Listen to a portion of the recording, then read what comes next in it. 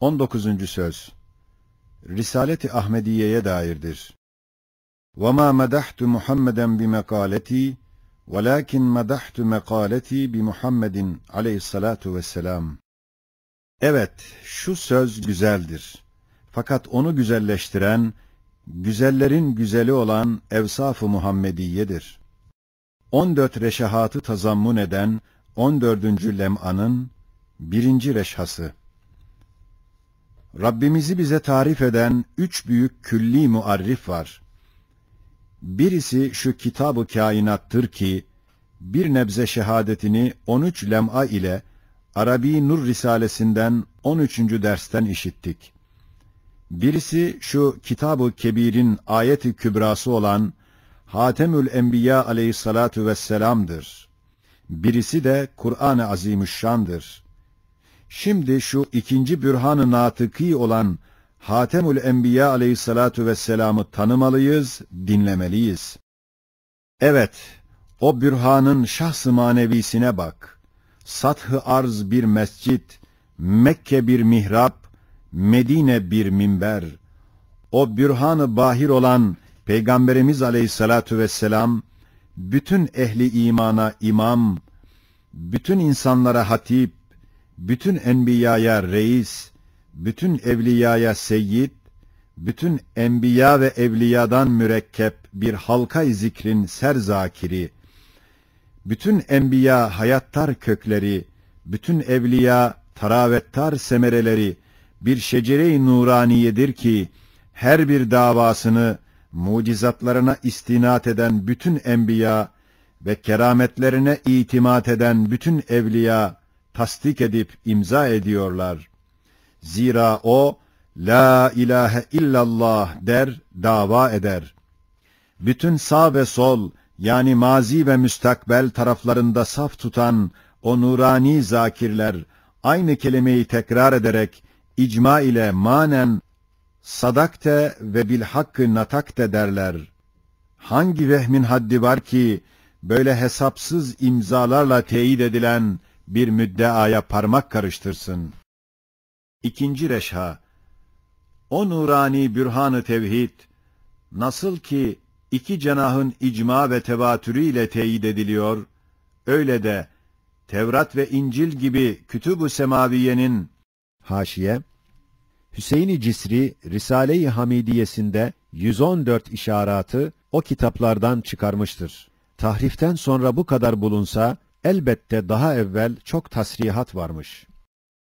Yüzler işaratı ve irhasatın binler rumuzatı ve hatiflerin meşhur beşaratı ve kâhinlerin mütevatir şehadatı ve şakkı kamer gibi binler mucizatının delalatı ve şeriatın hakkaniyetiyle teyit ve tasdik ettikleri gibi, zatında gayet kemaldeki ahlak-ı hamidesini ve vazifesinde nihayet hüsnündeki secayâ-i galiyesini ve kemal-i emniyetini ve kuvvet-i imanını ve gayet itminanını ve nihayet vüsûkunu gösteren fevkalade takvası, fevkalade ubudiyeti, fevkalade ciddiyeti, fevkalade metaneti, davasında nihayet derecede sadık olduğunu güneş gibi aşikâre gösteriyor.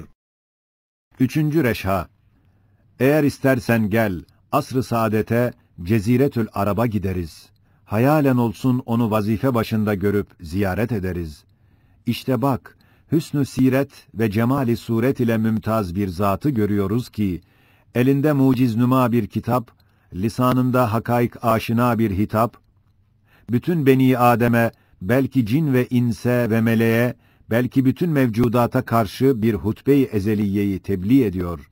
Sırrı hilkat-ı alem olan muamma-i acibanesini hal ve şerh edip ve sırrı kainat olan tılsım-ı mulakını fetih ve keşfederek, bütün mevcudattan sorulan, bütün ukûlu hayret içinde meşgul eden 3 müşkil ve müthiş sual-i azim olan necisin, nereden geliyorsun, nereye gidiyorsun suallerine mukni, makbul cevap verir. 4. reşha. Bak öyle bir ziyayı hakikat neşreder ki, Eğer onun o nurani daire-i hakikat-ı irşadından hariç bir surette kainata baksan, elbette kainatın şeklini bir matemhane-i umumi hükmünde ve mevcudatı birbirine ecnebi, belki düşman ve camidatı dehşetli cenazeler ve bütün zevil hayatı zeval ve firakın sillesiyle ağlayan yetimler hükmünde görürsün. Şimdi bak, onun neşrettiği nur ile o matemhane-i umumi, şevk-u cezbe içinde bir zikirhaneye inkılap etti. O ecnebi düşman mevcudat, birer dost ve kardeş şekline girdi. O camidat-ı meyyite-i samite, birer munis memur, birer musakhar hizmetkar vaziyetini aldı. Ve o ağlayıcı ve şekva edici kimsesiz yetimler, birer tesbih içinde zakir veya vazife paydosundan şakir suretine girdi.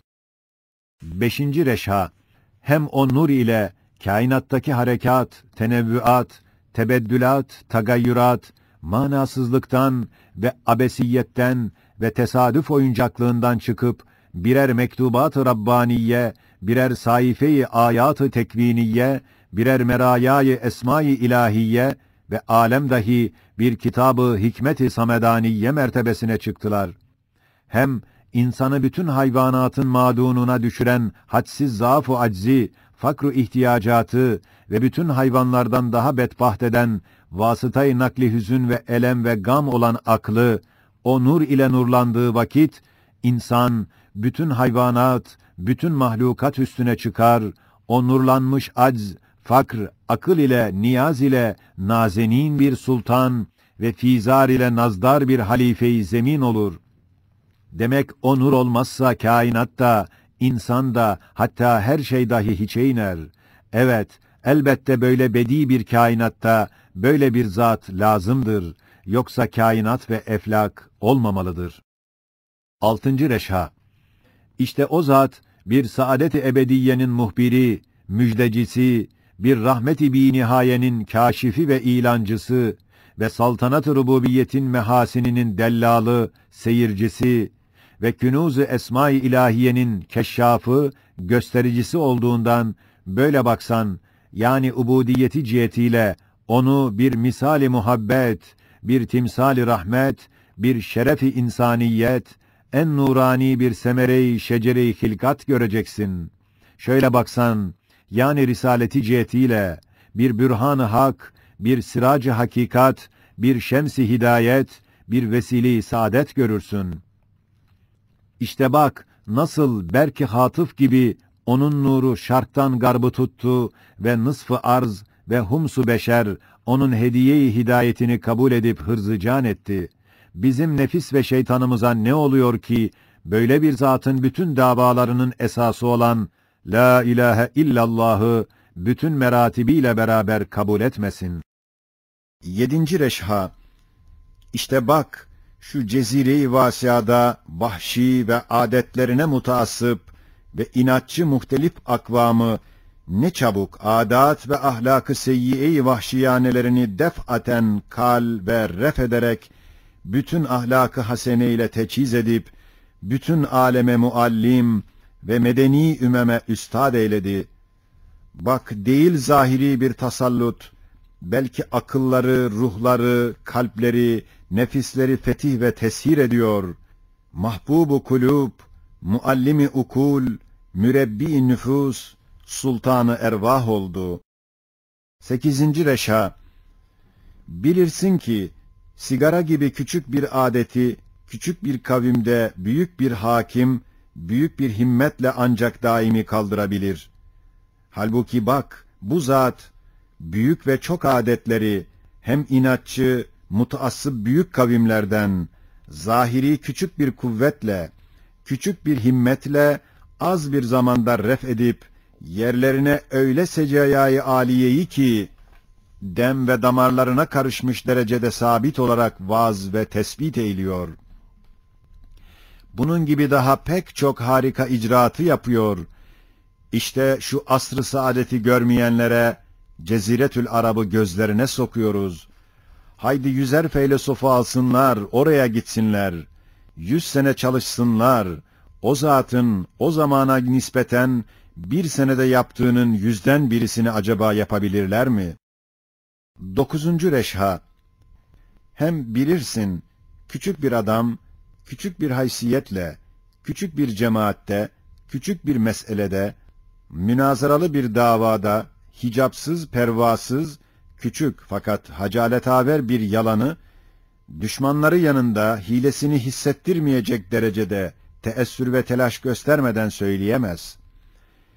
Şimdi bak bu zata, pek büyük bir vazifede, pek büyük bir vazifedar, pek büyük bir haysiyetle, pek büyük emniyete muhtaç bir halde, pek büyük bir cemaatte, pek büyük husumet karşısında, pek büyük meselelerde, pek büyük davada, pek büyük bir serbestiyetle, bila perva, bila tereddüt, bila hicap, telaşsız, samimi bir saffetle, büyük bir ciddiyetle, hasımlarının damarlarına dokunduracak şedid, ulvi bir surette söylediği sözlerinde hiç hilaf bulunabilir mi? Hiç hile karışması mümkün müdür? Kella, in huve illa vahyun yuha. Evet, hak aldatmaz, hakikat bin aldanmaz. Hak olan mesleği hileden müstanidir. Hakikat binin gözüne hayalin ne haddi var ki hakikat görünsün, aldatsın. 10. Reşha. İşte bak, ne kadar merakaber, ne kadar cazibedar, ne kadar lüzumlu, ne kadar dehşetli hakaykı gösterir ve mesaili ispat eder. Bilirsin ki, en ziyade insanı tahrik eden meraktır. Hatta eğer sana denilse, yarı ömrünü, yarı malını versen, kamerden ve müşteriden biri gelir, kamerde ve müşteride ne var ne yok, ahvalini sana haber verecek. Hem doğru olarak senin istikbalini ve başına ne geleceğini doğru olarak haber verecek. Merakın varsa vereceksin. Halbuki şu zat, öyle bir sultanın ahbarını söylüyor ki, memleketinde kamer bir sinek gibi bir pervane etrafında döner. O arz olan o pervane ise bir lamba etrafında pervaz eder ve o güneş olan lamba ise o sultanın binler menzillerinden bir misafirhanesinde binler misbahlar içinde bir lambasıdır. Hem öyle acayip bir alemden hakiki olarak bahsediyor ve öyle bir inkılaptan haber veriyor ki, binler küreyi arz bomba olsa patlasalar, o kadar acip olmaz. Bak onun lisanında, İze şemsü küvvirat, İze semâ'ün fetarat, El-Kâri'a gibi sureleri işit. Hem öyle bir istikbalden doğru olarak haber veriyor ki, şu dünyevi istikbal, ona nispeten bir katre serap hükmündedir. Hem öyle bir saadetten pek ciddi olarak haber veriyor ki, bütün saadet-i dünyeviye ona nispeten bir berk-i zailin, bir şems-i sermede nispeti gibidir. 11. Reşha. Böyle acip ve muamma alut, şu kainatın perde-i zahiriyesi altında elbette ve elbette böyle acayip bizi bekliyor. Böyle acayibi haber verecek, böyle harika ve fevkalade muciz nüma bir zat lazımdır. Hem bu zatın gidişatından görünüyor ki, o görmüş ve görüyor ve gördüğünü söylüyor. Hem bizi nimetleriyle perverde eden şu semavat ve arzın ilahı, bizden ne istiyor, marziyatı nedir? Pek sağlam olarak bize ders veriyor. Hem bunlar gibi daha pek çok merakaver, lüzumlu hakaykı ders veren bu zata karşı, her şeyi bırakıp ona koşmak, onu dinlemek lazım gelirken, ekser insanlara ne olmuş ki, sağır olup kör olmuşlar, belki divane olmuşlar ki, bu hakkı görmüyorlar, bu hakikati işitmiyorlar, anlamıyorlar. 12. Reşha.